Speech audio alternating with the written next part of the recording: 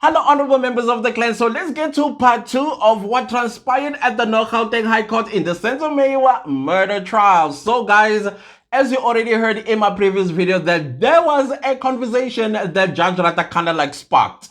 And he went on about compassion, how this court is compassionate, and the principles of Ubuntu, and that as black people, we are people of Ubuntu. And then he talked about Justice Langa, the former and the late Constitutional Court judge, Judge Pius Langa, who basically broke down the principles of Ubuntu, that as black people, where we are expected to always practice Ubuntu, which is true, which is very, very true.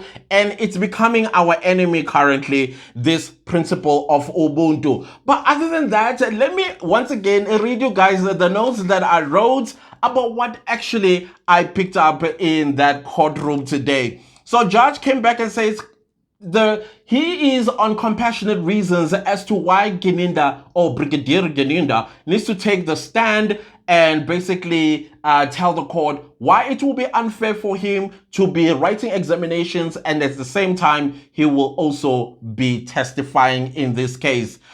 Basically, like I said, he went on principles of Ubuntu. If you are black and humane, you'll practice principles of Ubuntu. Here we have a witness who has exams, but expected to testify. Why is your and then he says, where is your sense of Ubuntu, where you are actually going to subject a person who is writing LLB? It's difficult. LLB is difficult. And then you expect him to also come here, where's your compassion and where's your Ubuntu? Basically, that is Judge Rata. I'm paraphrasing. And then Baloyi stood up and he says, it's not easy to divide your attention. Apparently, this is something they learned at school, that you need to focus on one thing. You can't have this case and this case and that case and every case in one go, because you are not going to perform well. So that also includes if you are writing examinations as well as you have a case or you have to testify, that's dividing your attention. Then Judge says he's coming at 2. Apparently, Mr. Baloyi, when they came back, I don't think that SABC showed us that part where basically he reported to the court, this is Baloyi reporting to the court, that they did get hold of Brigadier Gininda, who asked that he comes to court at 2 p.m. to take the stand and basically state why he should be treated fairly and with compassion since his writing examination. Baloyi says yes, but it could be earlier than 2 o'clock, meaning that he might be here even before 2 o'clock. Then Judge asked how many days he's going to be writing examination. Baloyi says 6 days. But the 6 days is also divided into examinations as well as some modules that require a portfolio that he needs to put together, which also requires a lot of research. I was like, okay, I mean, yeah, I get you.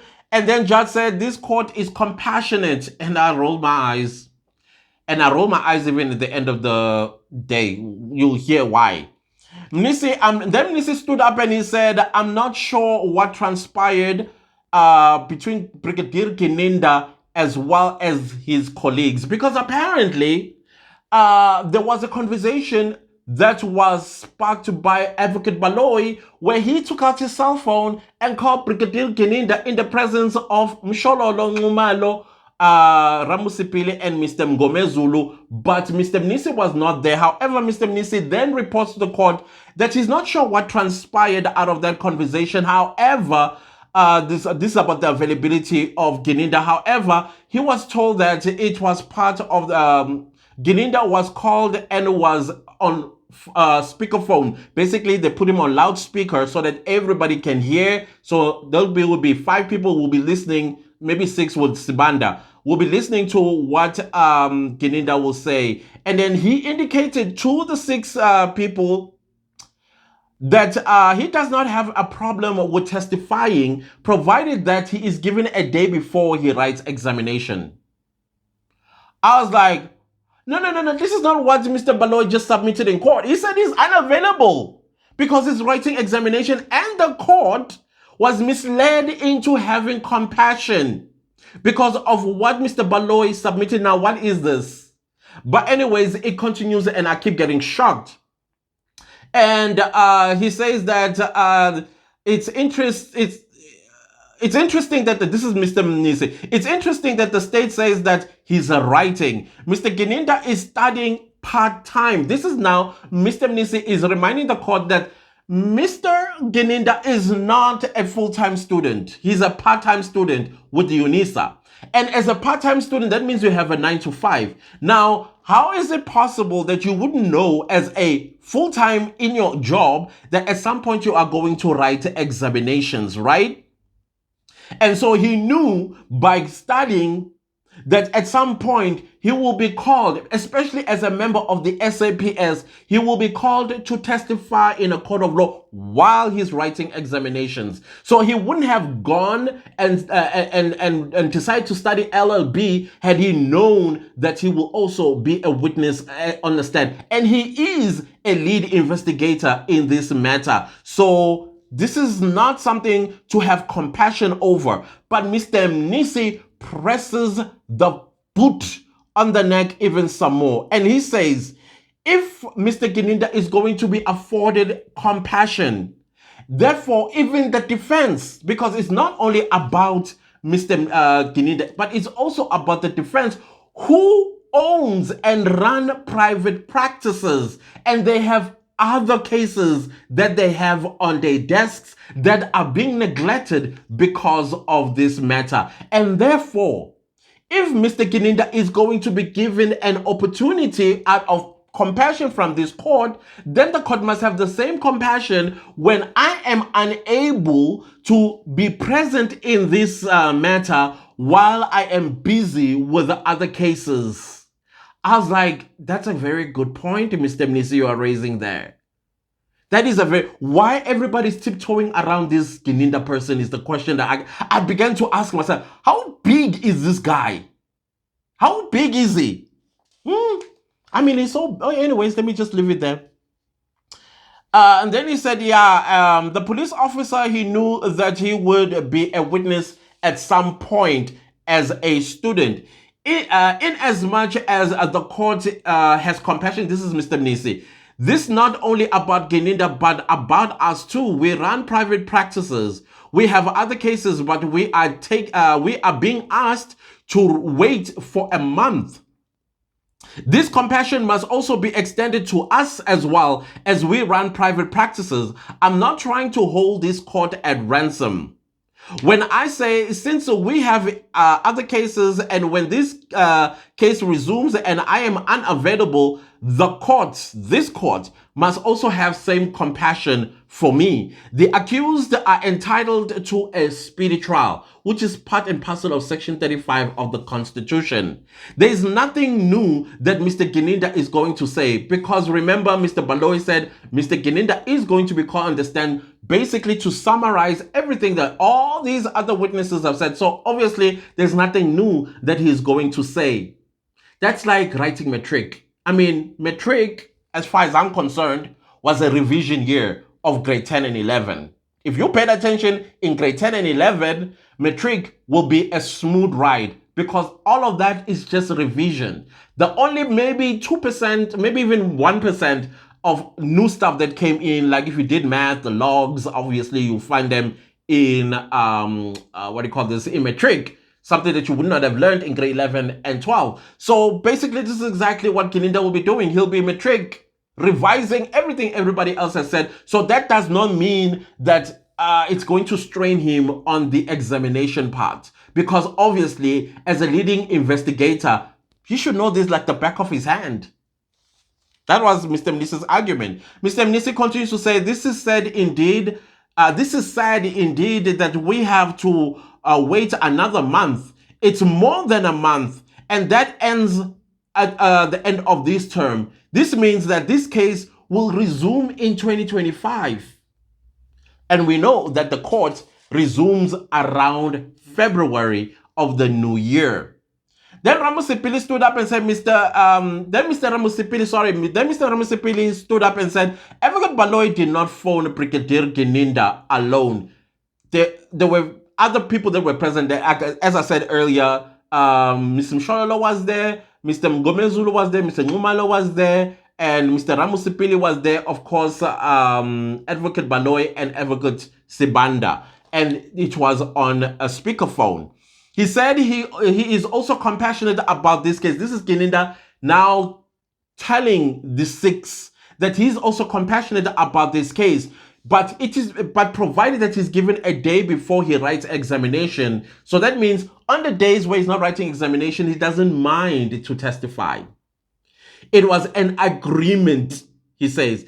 Then the judge kind of looked taken aback, and I was like, ooh, Mr. Baloyi, your lies are coming down to tumble on you. Then Mr. Mshololo says, she stands up and says, I spoke to Brigadier Gininda in the presence of everybody, and we agreed that he agreed that he is prepared to testify, but be given a day to write a day off before he writes his examination from testifying. He promised to send his timetable, which he submitted to Mr. Baloyi, as well as his certificate of study leave from the SAPS. He's not granted leave for the 14th to the 25th of November. It will be insubordinate or whatever, something she said about that. But he was granted study leave. So on the days that he's not writing, that's not a study leave. He's supposed to be at work. And when he's supposed to be at work, this is when he's supposed to be where? In court, testifying.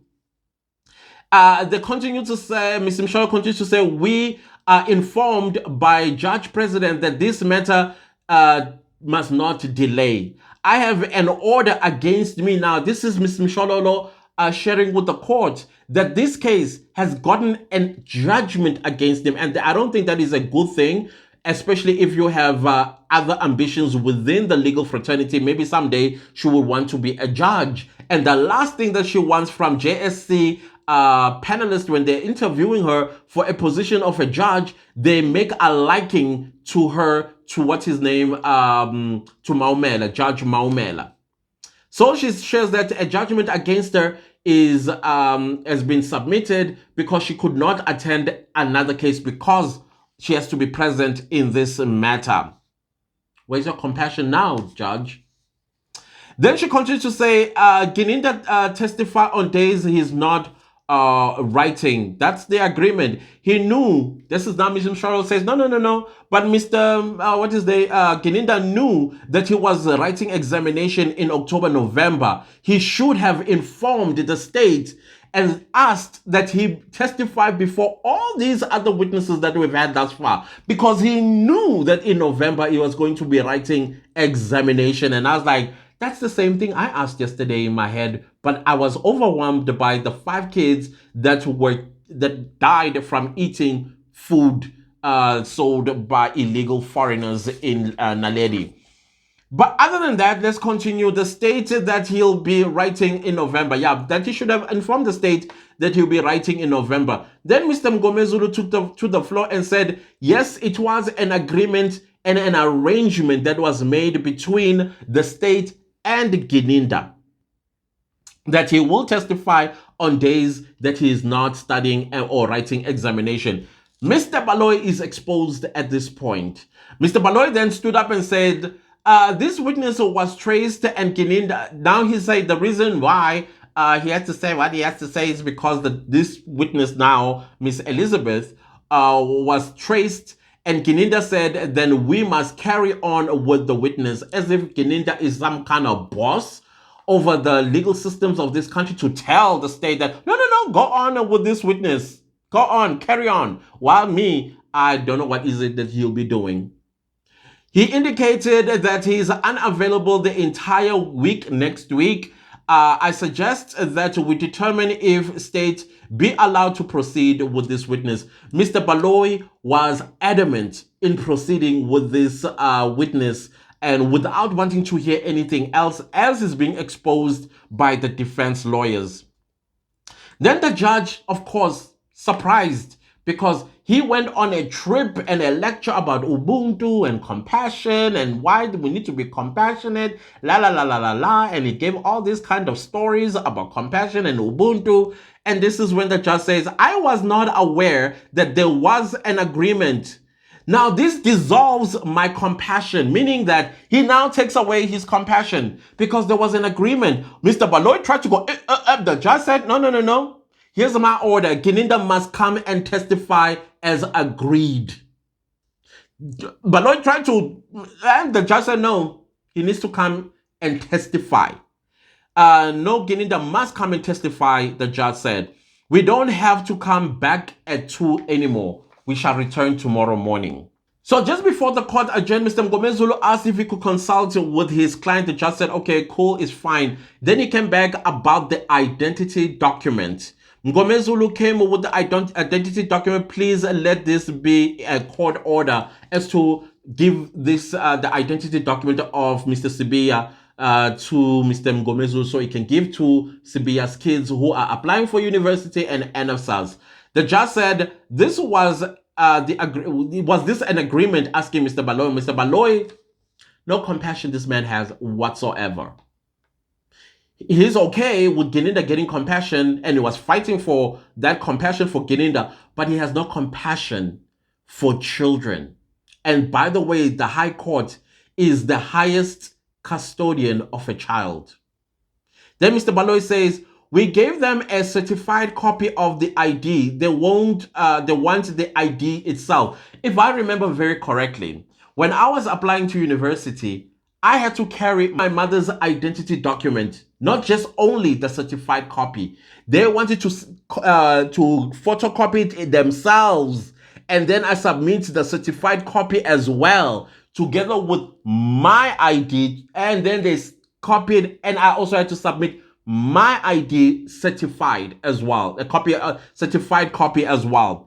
Then Mngomezulu, he says, it is not only about the NFSAS, but a whole lot of things that needs Mr. Sibiya's identity document. Baloyi said this requires a formal process of the ID to be released. Mr. Baloyi is adamant that this ID is not going anywhere. Compassion.